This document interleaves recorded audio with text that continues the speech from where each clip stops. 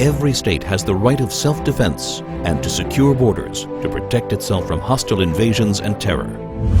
Israel is a small state surrounded by Arab countries 650 times its size, some of which are large bases of global terror. Only 44 miles separate between the Jordan Valley and the Mediterranean Sea. After the Six-Day War in 1967, when Israel was attacked by 4 armies on 3 fronts, United Nations Security Council Resolution 242 stated that Israel was entitled to new defensible borders to replace the previous fragile lines from which it was attacked.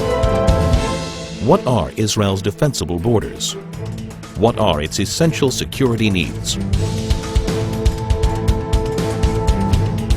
The Jordan Rift Valley, Israel's eastern frontier, forms a natural barrier between Israel and the countries of Jordan, Iraq, and Iran. The Jordan Valley rises from an area that is 1,200 feet below sea level to a hilly ridge of up to 3,000 feet, creating a steep 4,200-foot virtual wall opposite any force attacking from the east. The growing threat of global jihad activity near Israel's borders requires it to prevent infiltrations of terrorists and weapons.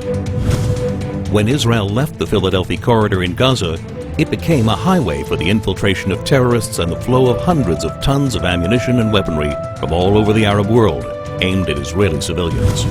The Jordan Valley is the equivalent of Gaza's Philadelphia corridor in the West Bank. To defend itself, Israel must retain control over the Jordan Valley.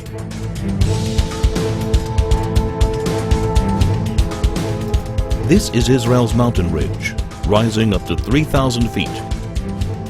It dominates Israel's major coastal cities, where more than 70% of its population, 80% of its industry, and all of its airfields and seaports are located. Missiles launched from the Judean hills pose an immediate threat to Jerusalem, Israel's capital. Israel's only international airport, Ben Gurion, would be in the range of even primitive rockets, while all planes taking off and landing would be threatened by shoulder-launched anti-aircraft missiles. More advanced weaponry would be able to hit virtually any point in Israel. If Israel were forced back to the 1949 armistice lines, the Green Line, the country's width would be reduced to a narrow 9-mile waistline that would be impossible to defend. That's why any future arrangement must include Israeli control over key areas of the mountain ridge and a demilitarized Palestinian state. Israel's narrow borders means a combat aircraft can cross the entire country in under 4 minutes. In less than 2 minutes, an enemy plane could penetrate the country's airspace via the Jordan Valley and reach Jerusalem. In order to thwart an aerial attack on Jerusalem, a hostile plane must be shot down at least 10 miles east of the capital to prevent it from crashing into major population centers. Therefore, Israel must be able to identify hostile planes before they cross the Jordan River line and intercept them shortly after. To defend itself, Israel must control the airspace over the West Bank. Israel's transportation arteries, and in particular the Trans-Israel Highway, enable travel and connection between Israel's regions. They also assure the mobility of the Israel Defense Forces in case of attack. Protection of these vital arteries is essential in order to ensure that 1. Civilians aren't victims of terrorist gunfire. 2. Regions of the country cannot easily be cut off. 3.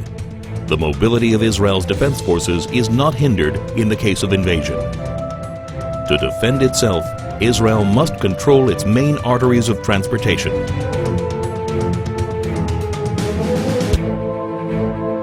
There is enormous uncertainty about future trends in the Middle East. Iran is determined to become the supreme power as the U.S. withdraws from Iraq. No one can guarantee the future of many of the current regimes in the region. Today, more than ever, it is crucial to ensure defensible borders for Israel.